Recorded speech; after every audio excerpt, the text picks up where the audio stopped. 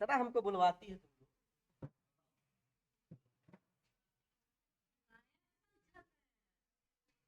बैठे यहाँ देखिए ना।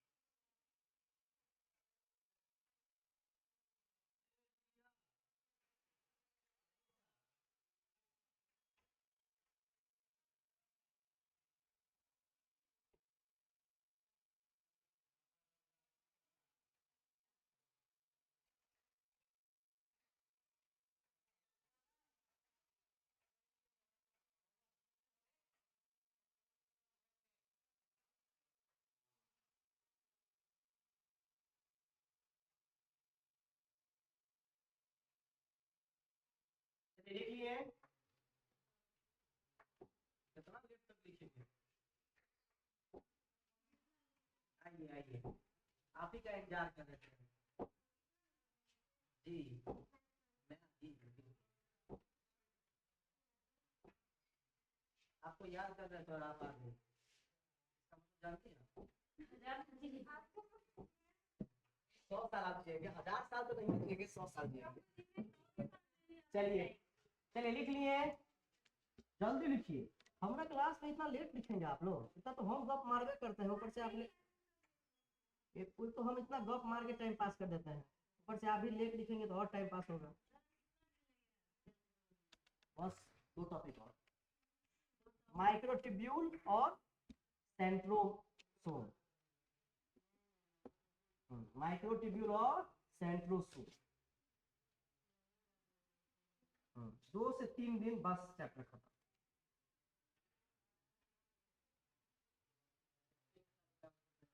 बिल्कुल बिल्कुल।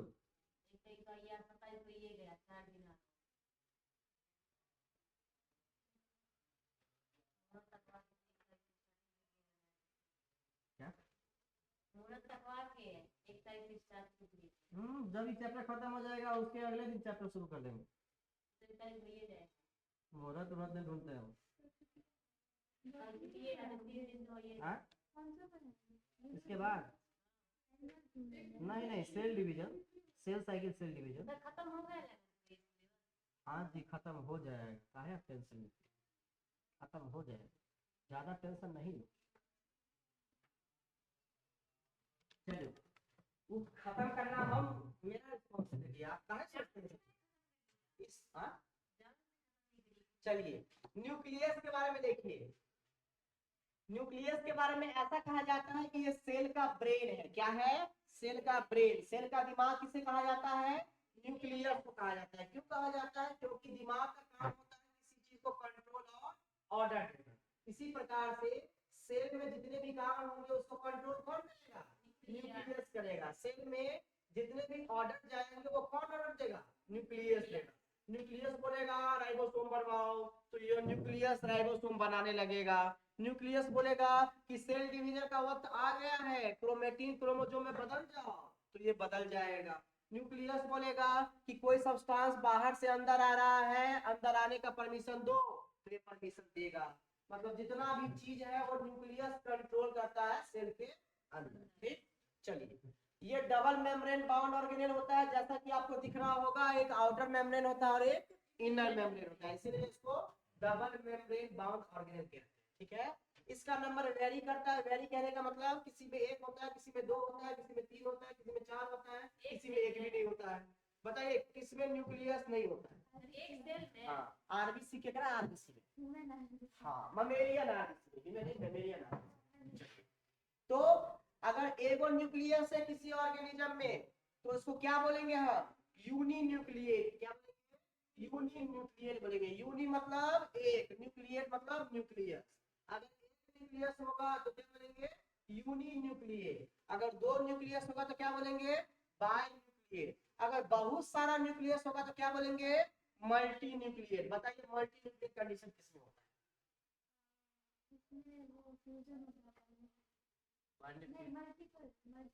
हाँ, मल्टीपल फ्यूजन होता है, उसमें क्या होता है?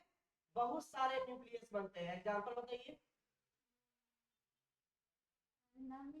मल्टीपल फ्यूजन आपका अमीबा में भी होता है, प्लाज्मोडियम में भी होता है। हालांकि अमीबा बाइंडिंग फ्यूजन भी करता है, मल्टीपल फ्यूजन भी करता है, लेकिन उसका केस अलग अलग होता है। फेवरेबल कंडीशन में बाइंडिंग फ्यूजन करेगा, अनफेवरेबल कंडीशन में मल्टीपल फ्यूजन करेगा। ये बिहार बोर्ड आपका पूछना करता है, ठीक है। चलिए, न्यूक्लियस एब्सेंट होता है उस कंडीशन को क्या कहेंगे हम लोग? A nuclear. क्या कहेंगे? ए न्यूक्लियर कहेंगे। जहां ए लगा हो कैपिटल लेटर में, उसका मतलब होता है एब्सेंट, मतलब उसमें नहीं हो, ठीक है। चलिए, न्यूक्लियस का जब आप डायग्राम देखते हैं तो कुछ ऐसा डायग्राम होता है जो हम बनाए हुए हैं। आपको ये डायग्राम कहीं नहीं मिलेगा, ना बुक में मिलेगा, ना गूगल पे मिलेगा, ना व्हाट्सएप पे मिलेगा, ना चैट जीपीटी पे मिलेगा। ये हमारा डायग्राम है, मतलब हमारा डायग्राम नहीं, इस सेल का डायग्राम है जो अपने से बनाए हैं।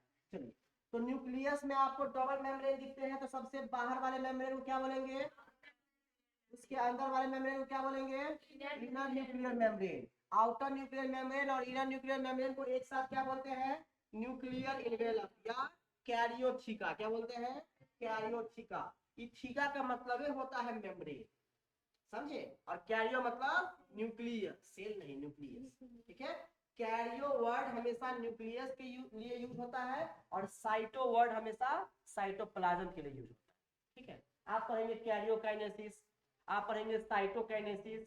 कैरियोकाइनेसिस का मतलब है एक न्यूक्लियस ए, दो न्यूक्लियस होना।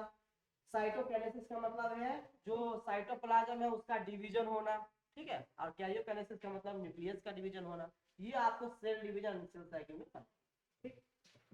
वैसे आप गुरुकुल वाला जो यूट्यूब चैनल है ना, तो उसमें प्रीवियस वाला जो है, इससे पिछला वाला जो बैच था, ठीक है, अभी जो जो 12 में गया है, तो पिछला वाला बैच में सेल डिवीजन सेल साइकिल पढ़ा है, तो वो वीडियो आप देख सकते हैं, ताकि आपको कुछ ना कुछ जानकारी पहले से रहे, ठीक है।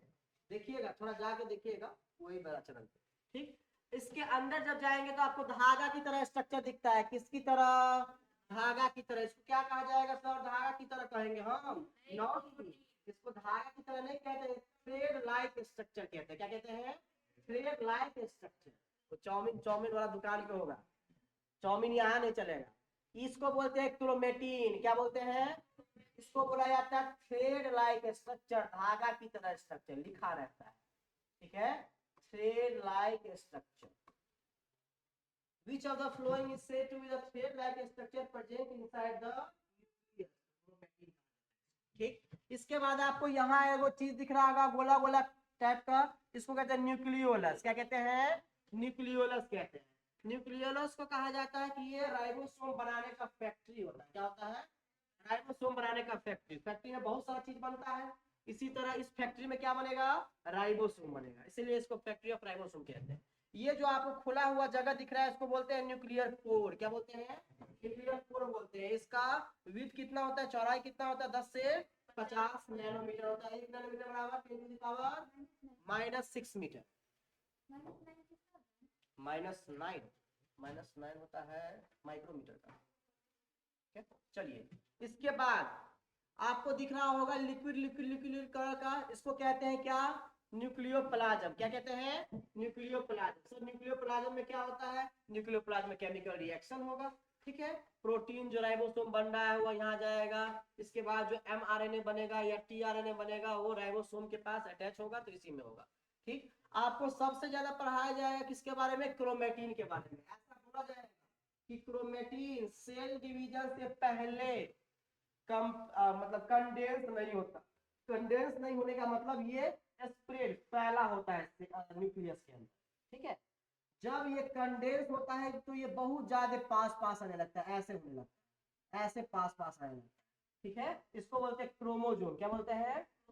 क्रोमोजोम को ही डीएनए बोला जाता है। क्या बोला जाता है? डीएनए। देखिए क्रोमेटिन, क्रोमोजोम, डीएनए, जीन, ये सब एक ही चीज है। इसका फेज अलग अलग है। जब सेल डिवीजन नहीं हुआ है तो उसी डीएनए उसी क्रोमोसोम को क्रोमेटिन बोला जाता है। जब सेल डिवीजन हो जाता है तो उसी क्रोमेटिन को क्रोमोसोम बोल दिया करते हैं। और फिर जब आपको ऐसे स्ट्रैंडेड की तरह, डंडा की तरह स्ट्रक्चर आपको सिंगल सिंगल दिखने लगता है, यहाँ सिंगल सिंगल दिख रहा है नहीं, जब आपको सिंगल सिंगल डंडा की तरह स्ट्रक्चर दिखने लगता है उसको डीएनए बोल दिया जाता है। वो क्रोमेटिन ही अभी भी है, वो क्रोमोसोम ही अभी भी, लेकिन उसको जो फेज बदलता है, उसका स्ट्रक्चर बदलता है, उसके बेसिस पे उसका नाम दे दिया जाता है, बाकी कोई अलग चीज नहीं। जैसे अपना लोग घरे रहते हैं तो घर में दूसरे कंडीशन में रहते हैं, नहीं कुछ और नाम हो जाता है घर में। यहाँ आते हैं, अरे नहीं नाम हो जाता है, यहाँ आते हैं, सब जानवर का नाम घर में हो जाता है कि नहीं? मम्मी सब जानवर का नाम बुला के कहती है कि नहीं, सो बताइए? नहीं कहती है, झूठ मत बोलिए, सब जानवर का नाम बुला के मम्मी कहिए देती है। ऐसा कोई जानवर का नाम नहीं है जो मेरी मम्मी मतलब कह के नहीं बुलाती, सबका जानवर का नाम। हाँ तो आ गया जानवर का नाम, तो घर पे कुछ और नाम हो जाता है आपका, थोड़ा देर के लिए होता है। यहाँ आते हैं तो कुछ और, मतलब जैसा आपका प्रॉपर नाम होता है वैसा ही रहता है। ऐसे ही जो होता है वो क्रोमेटिन, क्रोमोसोम, डीएनए, ये सब एक ही चीज है। अब डीएनए सिंगल स्ट्रैंड या डबल स्ट्रैंड होता है। अब डीएनए के टुकड़े को जीन कहते हैं। तो यहाँ क्वेश्चन ये भी आता है कि क्या सभी डीएनए के टुकड़े को जीन बोलेंगे? ऐसा डीएनए का टुकड़ा जो प्रोटीन बनाता है उसको जीन बोलते हैं, सभी डीएनए के टुकड़े को जीन नहीं बोलते हैं। जीन का मतलब बोतल में पैक रहता है उसको जीन बोलते हैं, नहीं बोलते हैं? तो दिमाग कहाँ रहता है? हाँ उसको जीन नहीं बोलते हैं, ठीक है। जीन डीएनए के टुकड़े को बोलते हैं जो प्रोटीन बनाता है। क्या बनाता है?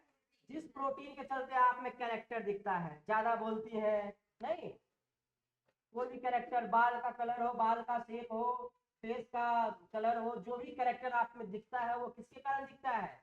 जीन के कारण, ठीक है। तो जो भी कैरेक्टर वो जीन के कारण ही दिखता है। यहाँ तक किसी को कोई दिक्कत है तो बताइए। एक सेल में न्यूक्लियस एक भी हो सकता है, दो भी हो सकता है, तीन भी हो सकता है, चार भी हो सकता है, 100 भी हो सकता है, और एक भी हो सकता है। अगर एक होगा तो न्यूक्लियर बोलेंगे, दो होगा तो बाई न्यूक्लियर बोलेंगे, बहुत सारा। हम लोग में एक होता है, खाली आरबीसी में एक को नहीं होता। आरबीसी को छोड़कर हम लोग में एक ही होता है, ठीक है। मल्टी न्यूक्लियर कंडीशन हम लोग में नहीं होता। अगर मल्टी न्यूक्लियर कंडीशन होता तो हम लोग में सेक्सुअल रिप्रोडक्शन करने का कोई जरूरत नहीं पड़ता। ये सेक्सुअल रिप्रोडक्शन से ही नया नया नया न्यूक्लियस सीधा जाता बाहर और नया नया सेल बना। हाँ डिफरेंट लोग भी नहीं होते, सब एक जैसा दिखता है, नाम भी एक जैसा होता है। अमीबा का नाम अलग अलग होता है, कभी सुंदर अमीबा, खराब अमीबा, ऐसा नहीं बोलते हैं, नहीं कहते हैं अमीबा। क्या कहते हैं? अमीबा कहते हैं। हाँ इसलिए डॉक्टर अमीबा ही बोल दिया करते हैं। अब एगो कैसा स्टूडेंट सब होता है, हमको बोलता है कि सर वहाँ डॉक्टर लिख दिए, यहाँ सन नहीं लिखेगा, समझे? तो ई वाला सभी क्वेश्चन हो जाता है मेरे साथ अजीबो गरीब क्वेश्चन होता है। जब हम क्लास में जाते हैं तो हम थोड़ा अच्छे से जाते हैं, चलो ऐसा ऐसा क्वेश्चन, लेकिन जब बोलते हैं तो उधर से ऐसा ऐसा क्वेश्चन होता है कि सर अमीबा, डॉक्टर अमीबा लिखे हैं, सन अमीबा काहे नहीं लिखे हैं? तो हम बोले कि सन प्रेग्नेंट हो सकता है, इसलिए सन अमीबा नहीं लिखे। डिवीजन ही करना है, इसलिए वो डॉक्टर अमीबा है। फीमेल ही डिवीजन करती है या नया जनरेशन प्रोड्यूस करती है, सन तो प्रोड्यूस कर नहीं सकता है कि ट्रांसमेस्टोसाइकिल होता है, नहीं होता। इतना तक समझने में कोई दिक्कत नहीं? दिक्कत है? रखते हैं आज के लिए।